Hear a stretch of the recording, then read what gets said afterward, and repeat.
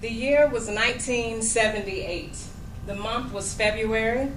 The day was the 1st, around 1 o'clock in the afternoon in Atlanta, Georgia, at Northside Hospital. Kristen Ashley Hester arrived. She arrived to the arms of Gladys Jordan Hester and John Curtis Hester, a couple that one day met, one day fell in love, one day married, and raised 2 children. One of the 2 stands before you today. I, Kristen, I stand here to introduce myself. I stand here to break the ice. According to Webster's dictionary, an icebreaker is defined as something done or said to help people to relax. I guess since I am the one speaking, being relaxed should be my goal. Instead of being relaxed today, I want to be uncomfortable. If I'm going to really break the ice, I want to go beyond my birth date, to go beyond the city I was born into, and I want to dive right into the places that people seldom reveal. Their insecurities, their fears, their feelings of inadequacy. You see, this situation right here, me standing up in front of people, would normally not be a situation the old Kristen would have volunteered for.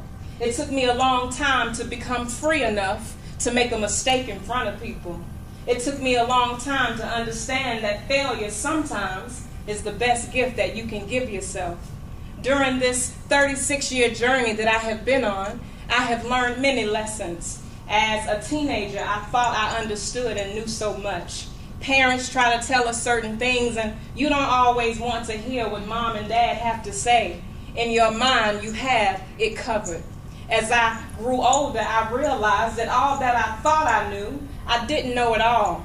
I had to learn that sometimes the best wisdom is in not knowing, and most importantly, being okay with not knowing, because in this life, you're not going to know everything. As I was reflecting on my icebreaker, my mind kept going back to an episode of Oprah's talk show. In this particular episode, it mainly focused on high school age students. These students were breaking the ice, boldly breaking the ice, becoming very transparent, all from a simple statement that said, if you really knew me, then you would know that. They would add on to that statement from there. I wanted to answer that for myself. Not really just for myself, I wanted to do it for you guys as well. Because we don't always allow ourselves to be vulnerable in front of strangers. It is understandable because that is the way we protect ourselves. That is the way we stay safe. Sometimes I don't want to be safe. Sometimes I don't want to feel like I need to protect myself from my brother or my sister. Sometimes I want to be able to say exactly what I need to say, whether you judge me for it, love me for it, or use it against me down the road. So if you really knew me, you would know that I appreciate the fact that I live alone, because it means that I can clean up whenever I get ready. In my own space, I can live without thought, care, and concern of the outside world. Living alone and working from home has made me a person who appreciates always being in my own world. Even when I'm out shopping, I'm in my own world. Even when I'm in social settings, I am in my own world, not always thinking of those who are around me.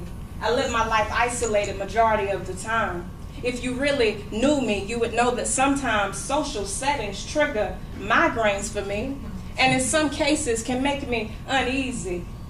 If you really knew me, you would know that sometimes I have to allow myself to breathe so I can accept the fact that I am a person who is alone. But because of the reality of my isolated lifestyle, I have to purpose to engage, migraine or not. I have to purpose to set aside myself, to put others first. I have to allow myself to share myself with others in a way that goes beyond a work experience. If you really knew me, you would know that I am here because of the need and urgency of connecting with like-minded people. If you really knew me, you would realize that even though I may come in and leave, the very highlight of my Monday is hearing the word spoken. Whether the speakers are shy, experienced, or somewhere in between, I am here because I gain strength from each of you right where you stand. As I am breaking the ice throughout this speech, I am also breaking open into this world as a speaker, aggressively purposing to take massive action so I can be heard.